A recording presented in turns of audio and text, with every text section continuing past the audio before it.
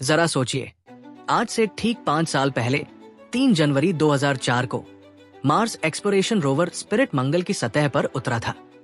उस समय मैं खुद JPL यानी जेट प्रोपल्शन लैबोरेटरी में वैज्ञानिकों के साथ मौजूद था।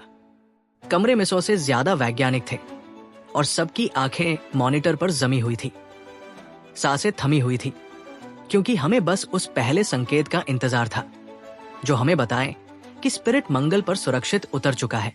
और फिर वो पल आया। मिशन कंट्रोल से आवाज आई, हमें सतह पर उछलने के 6 संकेत मिले हैं। बस इतना सुनते ही कमरा खुशी से गूंज उठा। मगर असली चैन तब मिला जब पूरे 16 दिन बाद स्पिरिट ने खुद हमें साफ साफ बताया, मैं सुरक्षित उतर चुका हूं। उसके बाद तो जैसे जश्न का माहौल बन गया। थोड़ी ही देर बाद मार्स ओडिसी ऑर्बिटर ने हमें पहली तस्वीरें भेजी। तस्वीरों में गुसेव क्रेटर का समतल चट्टानी मैदान दिख रहा था। यकीन मानिए, उस पल को शब्दों में बयां करना मुश्किल है। अब सुनिए असली किस्सा। स्पिरिट को मंगल पर एक खास मकसद से भेजा गया था।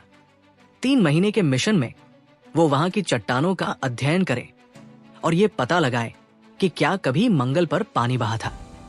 सोचिए, एक रोवर जिसे इंसान की तरह दूर से चट्टानें देखनी थी, फिर अपने औजारों से पास जाकर धूल हटानी थी, खुरचना था और ये समझना था कि उस जमीन को किसने गढ़ा।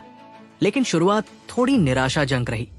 गुसेव क्रेटर को अंतरिक्ष से देखा जाए तो साफ लगता है कि कभी यहां झील रही होगी, लेकिन स्पिरिट ने जहां भी देखा उसे बस बेसाल्ट मिला, साधारण ज्वालामुखीय चट्टान जो मंगल, चांद, शुक्र, बुध हर जगह पाई जाती है। भूवैज्ञानिक टीम ने मजाक में इसे बेसाल्ट जेल कहना शुरू कर दिया। उम्मीदें टूटी, लेकिन हिम्मत नहीं। वैज्ञानिकों ने फैसला किया, स्पिरिट को मैदान छोड़कर दूर दिख रही कोलंबिया पहाड़ियों तक ले जाया जाए। सवाल था, क्या वो वहां तक पहुंच भी पाएगा? क्योंकि उसका तय मिशन तो सिर्फ 600 मीटर ड्राइव और 3 महीने का था। और फिर शुरू हुई एक एडवेंचर यात्रा। स्पिरिट 3 महीने तक चलता रहा और आखिरकार कोलंबिया पहाड़ियों के वेस्ट स्पर पर पहुंचा। और क्या मिला? सोने की खान जैसी खोज। पहली ही चट्टान, जिसे पॉट ऑफ गोल्ड नाम दिया गया, अजीब ढंग से भीतर से खाई हुई लगी। और जैसे जैसे स्पिरिट ऊपर चढ़ता गया, चट्टानों का रसायन बदलता गया। ये सब बता रहा था कि यहाँ कभी गर्म पानी और खनिजों की अद्भुत क्रिया हुई होगी। झील की शांत तस्वीर मिट चुकी थी। यहाँ कहानी कहीं ज्यादा नाटकीय थी। ज्वालामुखी, उल्कापिंडों की टक्कर और खौलता हुआ पानी। लेकिन कहानी यही खत्म नहीं होती। एक दिन स्पिरिट का अगला दाहिना पहिया जाम हो गया।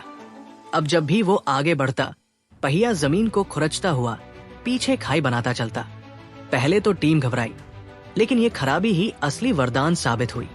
उस टूटी खाई में से निकली मिट्टी चौंकाने वाली थी, चमकदार, सल्फर से भरी हुई। सोचिए, अगर पहिया खराब ना होता तो ये खोज शायद कभी ना होती। स्पिरिट ने आगे होम प्लेट नामक जगह पर काम किया और सिलिका से भरपूर मिट्टी पाई। ऐसा पदार्थ जो पृथ्वी के अलावा सौर मंडल में कहीं नहीं मिला। धीरे धीरे समय बीतता गया। 3 महीने के लिए भेजा गया रोवर 5 साल बाद भी डटे रहकर काम कर रहा था। उसने लगभग 1777 दिन मंगल पर गुजारे, यानी अपने असली जीवन काल से 20 गुना ज्यादा। हाँ, अब वो बूढ़ा और धीमा हो चुका था। एक पहिया हमेशा घिसटता रहता था, लेकिन जब तक उसके सोलर पैनल सूरज की रोशनी पकड़ते थे और वो पृथ्वी से संवाद कर पाता था, तब तक वो मंगल की कहानी सुनाता रहा। तो दोस्तों, ये है स्पिरिट की दास्तान। एक रोवर जो सिर्फ मशीन नहीं था, बल्कि हमारी आंखें और हमारे पैर बनकर मंगल पर चला। उसने हमें बताया कि मंगल केवल बर्फ और चट्टानों का ठंडा ग्रह नहीं है। उसके अतीत में आग, पानी और जबरदस्त ताकतें रही है।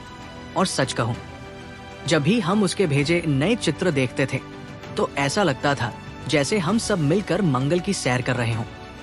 स्पिरिट की आंखों से